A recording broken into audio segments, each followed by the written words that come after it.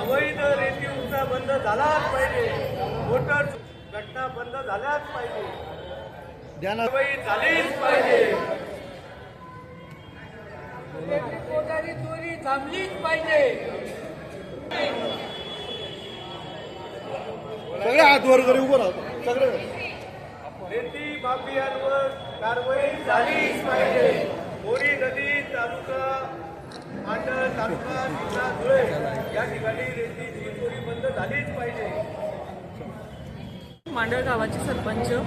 आमच्या गावाला बोरी नदीच्या पात्रातून वाळूची चोरी होते. रोज 10 ते 12 ट्रॅक्टर तिथून चोरीला जातात. ज्या लोकांनी ह्या गोष्टीला कंप्लेंट करतायत त्यांना धमक्या दिल्या जात आहेत. त्यांच्या मोटारी चोरल्या जात आहेत. त्यामुळे ह्या गोष्टीला प्रतिबंध लावावा म्हणून आम्ही प्रशासनाला इथे आवाहन करायला आलोय की तुम्ही आम्हाला ह्या मदत करा. लोकांना धमक्या दिल्या जात आहेत. लोक घाबरत आहेत. सामान्य लोक आहेत ही. त्यामुळे गावाचं नुकसान आहे म्हणून आम्हाला या गोष्टीवर कारवाई हवी. त्यावेळेला आम्ही प्रशासनाला निवेदन दिले होते पण अजून कारवाई झालेली नाही आहे. त्यामुळे आत्ता परत आम्ही निवेदन दिले आहे. आत्ता कारवाई झाली नाही तर